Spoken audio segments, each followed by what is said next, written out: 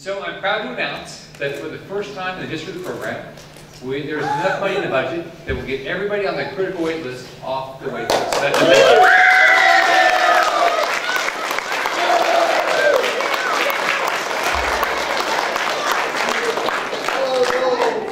This is a great state. We've turned the economy around, and now we need to invest the right way. Investing with individuals that need one job is the right thing to do. What do you think? Yes. I want to recognize a few people. The one and only Barbara Palmer.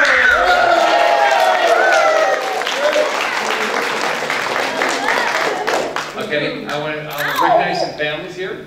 Anne Rayfield, on behalf of her son Scott Baker, her stepdaughter Courtney Rayfield.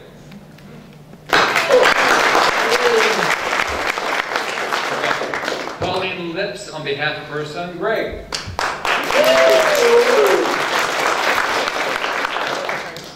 Yolanda Herrera, on behalf of her daughter Carla.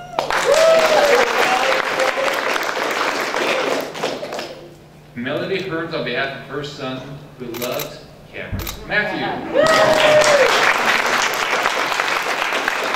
I took a picture earlier. He says, "You take a picture, Do you like pictures?" I want to thank Family Care Council member Betty Kay Clements. And Family Care Council Lisa Blumman. So now it is my honor to introduce your one and only APD Director Barbara Palmer. Here is somebody who cares. She wants to make sure everybody can get as many services as they can. She watches. You're a taxpayer, though. She watches how your money is spent, but she wants to make sure families in Florida have the greatest chance to get the services they need, and they can get the education they want and the job that they want. Your one and only Barbara Palmer.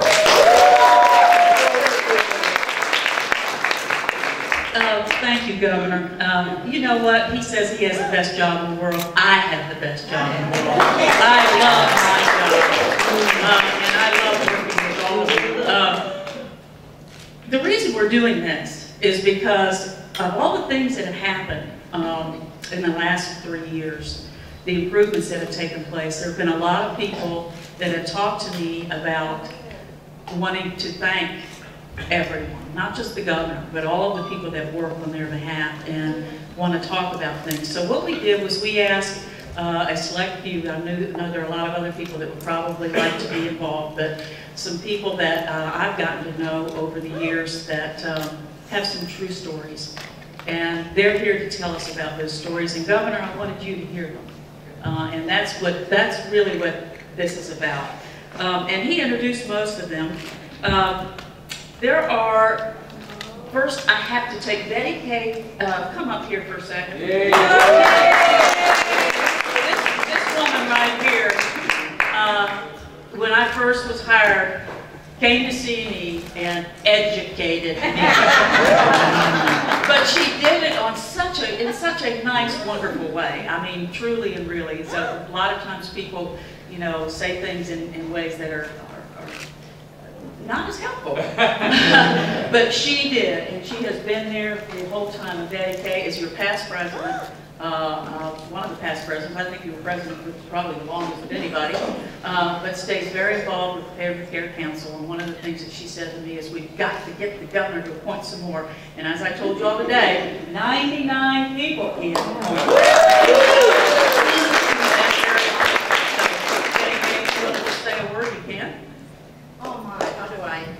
It's hard to follow that, but it really has been such a joy for these last 3 years to see the progress that has been made, and certainly the wait list has been one of the biggest things that it seemed for a while we weren't going to get to it at all. And so the fact that we have, and that will probably continue to go there.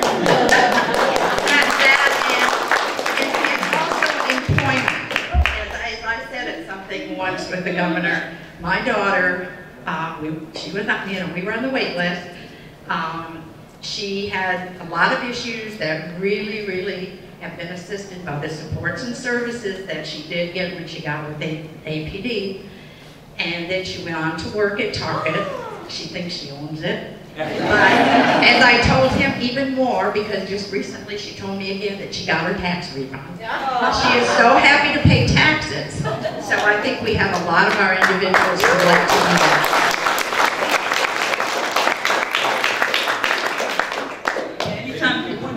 Anytime somebody complains about paying taxes, I say you're lucky. To be honest with you. Our next speaker is our new incoming president of the Family Care Council, who has been very involved over many years. And I'm delighted to introduce to you Pauline Lipps. You're going to tell them all about you and Lipps. I said Phillips. Pauline Lipps. And she has done a wonderful job. She hosted one of the town halls for us and is a great leader, and we're looking for wonderful things from you. Thank you. It will be a very difficult job to keep up to the standards. They are expensive.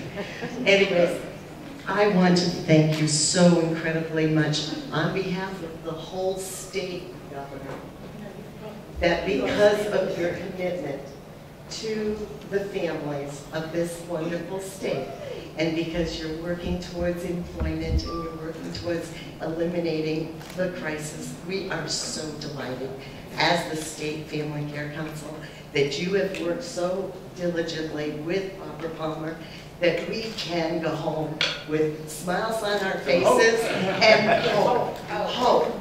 And we just really are so proud to be part of your group. So thank you.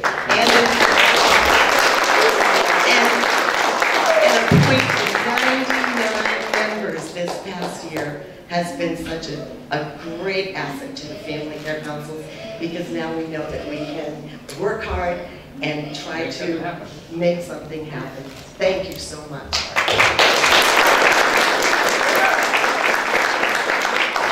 Governor, our next speaker is Ann. Where is Ann? Oh, there she is. Ann has had, yes, come up here. Ann has had someone on the waiver for 20 years, so she knows whence people came, and she knows what's ahead of other people. And she's done a wonderful job with her family, and she's here to tell you some about that and what all's meant to her.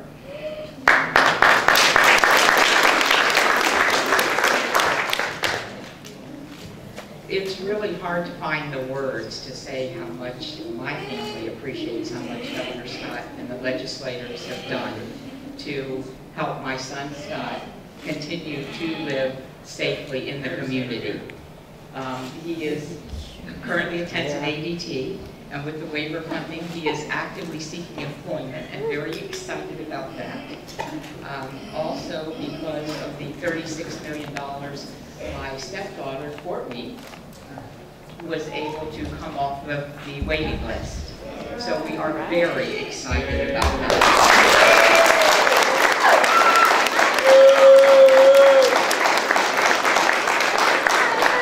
And of course, none of this could be accomplished without Director Palmer and her staff. They make it run very smoothly. We're also, as parent representative for other parents, very excited about the continued effort to shorten the wait list. And to close, I'm going to borrow one of Governor Scott's grandson's lines and say, let's get to work.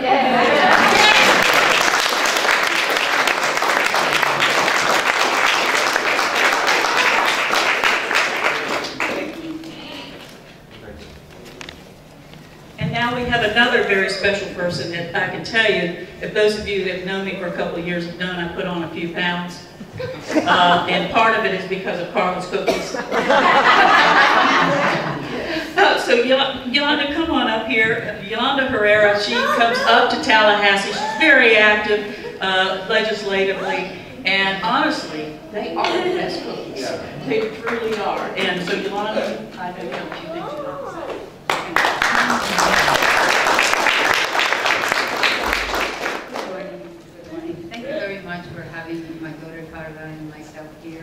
I would like to share that thanks to the initiatives presently for force employment, your initiatives, Ms. Barbara Palmer, and please don't forget Ms. Alicia McKinley from VR. We are seeing the life of my daughter drastically improve. And of those folks just like her, with a promise where now the first choice is employment. And that's what people want. Yeah. They want jobs. Well, let me share this. My daughter's life has drastically changed just practicing to go to work. She has flourished. Very incredible individual. And not only her life has changed, the life of all our family. But what pleases me more is that her example has also inspired other families to follow suit. We no longer think of she's a very involved individual. And other families are not thinking anymore of that. We're just looking at the possibilities that employment changes their lives. Not also that, but it pleases me so much to know that for many years I said I would like her to be a taxpayer. She is a taxpayer.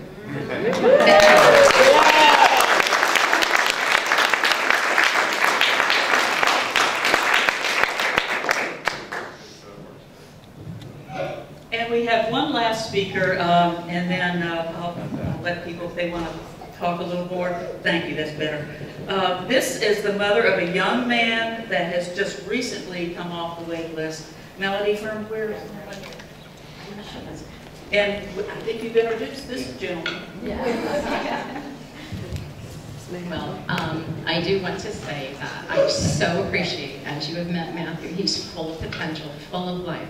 Matthew was an adopted baby. We had a birth plan with a birth mother, and we chose this adoption, and our attorney was there ready to pass all the papers, fill it out, and he was born with needs and escorted to a children's hospital within 3 days. In that process, the attorney didn't know what to do with us because he had never experienced this. So from the beginning, I had to be an advocate for my son with special needs, with the doctors, with the children's hospital, with insurances, until his 90 days after being home and placed in our home and followed through with home studies. We could not get any settlement with the hospitals, the insurances, until he was finalized, until he was dedicated through the courts to us. And so from day one, I have had to be an advocate. Matthew was not granted Medicaid because he came through a private adoption placement. If he'd come through DCF and Children and Families, he would have had Medicaid from the beginning. But as of this year, qualifying for Medicaid and the home and community-based waiver has given him what has been told to us is he's needed since he was a youngster, and that's the ABA, Applied Behavioral Analysis and Therapies, to assist him in his behavioral outbursts. So we have documentation of behaviors throughout his life in schools, and we are trying to, with the new laws that have just passed through legislation, and with this new additional educational funding, to provide Matthew with the best possible educational plan and then later work career. So we have high goals, and I'll just give you one last story. I was giving up hope, and I wrote the word hope on my glass windows at home, H-O-P-E. And there were days when, you know, in Florida we have moisture, and those highlighter or window markers started to sweat, so the letters started to drip. And those were my days when I was hanging desperately on to hope, but the tears would come. As parents, you know what I'm talking about. You just want to, you don't hear the horror, the bad stories. You don't understand that this is going to be part of your life. But I encourage all of you through family care councils and other agencies and support groups to embrace families and to meet their needs emotionally as well as through state advocacy work. Thank you. There's no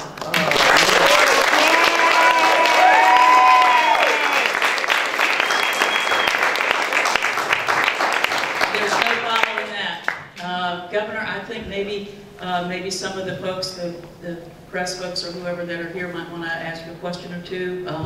But this concludes this, unless there's somebody that really, really feels the need to say something here. Governor, let me turn it over to you just for a moment to close out. I want to thank everybody for being here. This is your state. We've had a big turnaround in our economy. By doing that, we have more money to invest. We have to invest it wisely. This is a wise investment. Take care of families all across our state.